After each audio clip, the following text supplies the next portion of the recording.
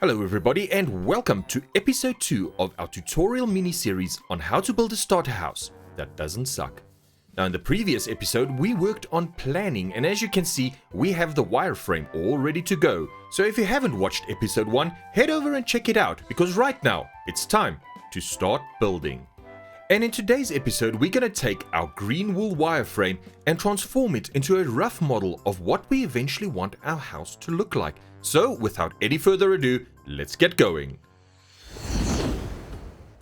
So first things first, we need to choose our building materials, and that's going to depend largely on the biome you spawn in or which biomes are close to you, because every biome offers a set of unique materials to use in your build. For example, if you spawn in or near a desert and decide to build there, you might have a bit of a problem finding a lot of wood, but sandstone will be plentiful. If you spawn near a mangrove swamp, you will have mangrove roots, mangrove logs, and of course, a lot of mud. A jungle biome will give you access to bamboo, jungle logs, and a lot of awesome animals. While spawning near a mesa will give you access to an almost unlimited supply of multicolored terracotta blocks. So with that in mind, let's get gathering. Now, because the series is aimed at teaching you how to build a starter house in a survival world, we are going to build in a plains biome, because a plains biome gives you a lot of access to food, villages, and a bunch of building materials that can be easily mined or gathered. And seeing as we are in the plains biome, we're going to go with some oak and some stone. Now, before you dismiss these two blocks as being plain and boring, remember that these two base blocks will give you access to all of this. From your basic stone and oak blocks, you can create cobbled variations, stairs, slabs, chiseled variations, smooth stone, as well as some mossy variations of your cobbled blocks. You can also make some stone bricks and their mossy variation, and then lastly, by digging around a bit, you will be able to get your hands on some andesite, which can be crafted into stairs, walls and slabs, as well as some gravel, all of which complement the stone blocks perfectly. On the oak side, you have access to normal oak logs, stripped oak logs, fences, slabs, stairs, oak planks, doors, and of course, fence gates and trapdoors. So with these two simple blocks, you can create a great block palette, which is simple, yet will give you enough variation to make your build look absolutely awesome. So now that we have our block palette selected, I think it is time for us to say goodbye to the horrible dirt box. With a flick of a lever, we will make it disappear. And I think I might regret doing that later, but that was a lot of fun, so I'm not too bothered right now. And with our blocks in hand, it's time to start building. Now the first question is, to frame or not to frame? And yes, framing is exactly what it sounds like. We will be taking some oak logs and framing out each room of the house as we did with the green wool. This might be a costly exercise, but it does give some absolutely brilliant results, and depending on what type of home you build, you might choose not to do this at all. We are, however, going to frame this entire house, so let's get busy doing exactly that. And there we have it, our entire house has been framed with oak. And with this step completed, we can now fill in the frame with our stone walls. And because we took the time to plan everything out in green wool, we know exactly where to leave gaps for our doors and windows. Now this is a very useful thing early game, because when you mine stone with an early game pickaxe in a survival world, you will get cobblestone, which then needs to be smelted in order to turn it back into stone.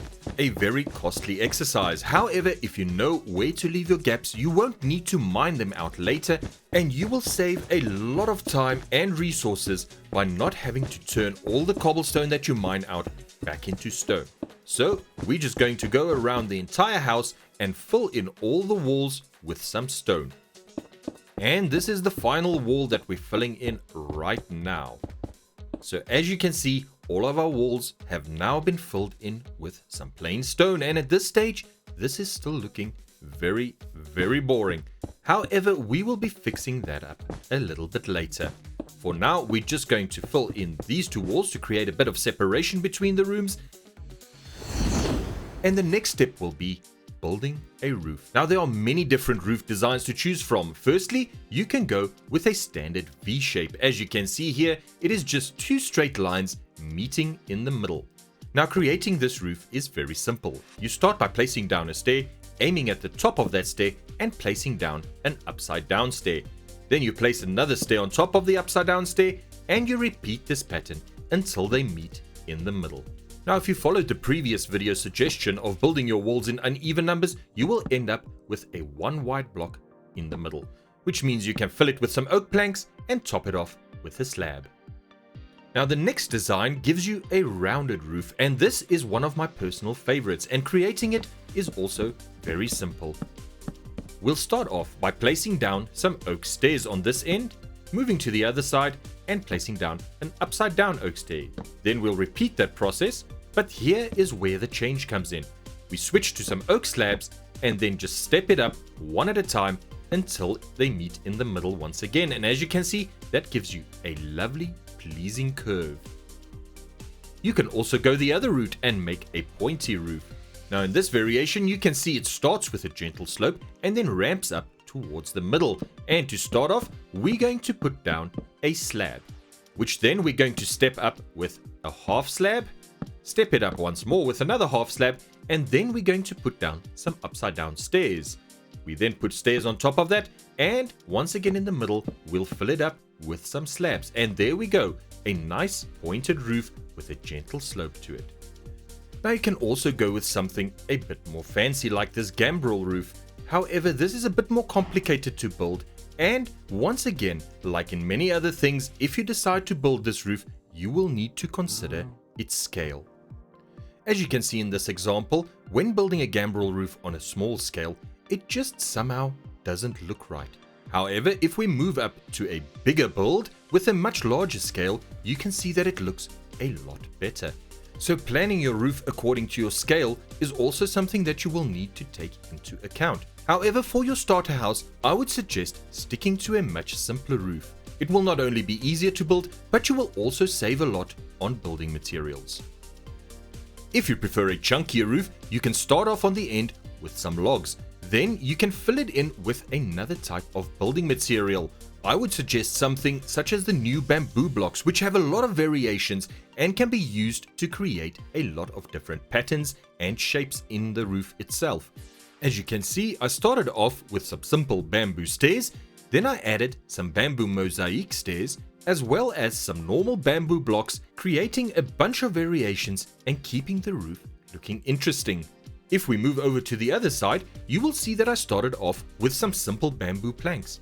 I then added in some bamboo mosaic planks for variation, a few bamboo stairs, and then played around with the orientation of the normal bamboo blocks to create some interesting looks and patterns. So there are almost endless variations that you can use on your roofs, and it's up to you to play around until you find one that works best with your build. For our build, we're going to go with the gentle curved roof, and we're going to start off by placing some oak stairs down on the top of the frame. So as you can see, on the 5th block from the floor, we're just placing down some oak stairs. We then place upside down oak stairs on the inside, another oak stair on top of that, which is going to be followed by more upside down stairs on those. From there, we switch to slabs and we start going up one step at a time until we get it to meet in the middle, and there we go, we have a lovely curved slope to our roof. We then create the top of the roof by simply laying down some slabs until it meets the wall. And by doing that, we have created a basic wireframe for our roof, and now we can go ahead and do the same for the top floor. Now for the top floor, we're going to be turning this design 90 degrees. As you can imagine, if you orient all your roofs in the same direction, it's going to become boring very quickly, and by turning it 90 degrees, we add an interesting element to our roof line. So we've got the one side done, and now we're going to repeat that process on the other side. And with the sides of our roof complete, we can now complete the rest of the wireframe for our roof profile. And once again, we're just adding a slab top layer to the roof, and there we go. We have our two roofs on our house, and we can get a good idea of what it's going to look like once it is complete. So now the next step is to fill in all those open spaces. And we're going to start by filling in the edge over here. Now, what we're going to do is simply place down some oak blocks and one in the middle, and there we go. The entire front is covered. And yes, it might look a little bit boring at the moment, but we'll fix that later when we get to the texturing. And we're going to do the same on the top of the roof. So that's one side, and because this roof has two sides to it, we need to do the same on the other side as well. And with the sides filled in, we can now move on to placing down the roof tiles. And to do that, we're simply going to continue placing stairs over there and then some slabs where we stepped it up on the corners. And we're going to repeat this on all of the roof sides until we've got the entire roof filled in with blocks. So here we go on the other side. Start off with some slabs at the top, followed by some slabs just beneath that, and on the edge we're going to add the stairs. And as you can see, the roof is now complete, which means we can now turn our attention to the interior, and we're going to start off by installing some floors. So first up, we're going to do the floors for the second story, and over here we're going to have a little balcony. These floors will also serve as the ceiling for the first story. So with the balcony done, let's move into the bedroom, and we're just using some oak planks to place down the floor for the second story. Now here where we've got our stairs, we need to keep in mind that we need to leave a gap where we can actually access the second story.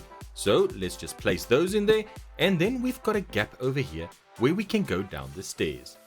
Now, one important thing to remember is to keep your height of your stairs in mind so that you don't whack your head against the ceiling every time you go up or down the stairs. So let's complete this staircase, and then we can check out the height of our ceiling and ensure that we can go up and down the stairs very easily and without hitting our heads. This is where you'll make any final adjustments to your stairs and your ceiling, so make sure you can go up and down easily without banging into the ceiling over there. And with our second story floor in place, we can now install the bottom floor. And we're going to start off by digging out the entire room. So over here, we're going to use some slabs to cut down on the amount of building materials we need, as nothing can spawn under them, and your top slabs will look exactly like a full block. So let's dig out the entire bottom floor and replace it with some oak slabs. Now it's easier to install your floor before you install your doors, because if I break this block, you will see that the door pops off as well. And while this is no big deal, it can be a little annoying, so install your floors before you install your doors. And when installing your doors, orientation matters. As you can see, if I stand outside and install this door, it is flush with the outer wall, which gives it no depth and it just looks a little bit bland. We want to use the door to create a bit of depth on your wall. So instead of installing it from the outside, go inside and place it down. If we now look at it from the outside, you will see that there's already a bit of depth to the wall, and this simple change have already created a more interesting look. With all of the doors and floors in place, as you can see, it is getting quite dark in here, which means it's time to place down some torches in order to prevent monsters from spawning in your house and eating your brains. These torches are, of course, only temporary. Also make sure that you place some torches inside your roof, because once you get your ceiling in there, it becomes very dark very quickly, and you could easily end up with a roof full of zombies and skeletons. And there we have it. Our wool wire frame has been transformed into an actual structure, and from here we can carry on with some detailing and texturing. But that is where we'll end for today. In the next episode, we'll be using all of these blocks to add some texture to our walls and transform these dull, mundane stone walls into something that looks a lot better. I do hope you found this tutorial useful. Leave a like if you did, and if you don't want to miss the next episode on texturing, be sure to hit that subscribe button. But this is Fungusaurus Rex saying, until next time, beautiful people, stay awesome. Bye bye.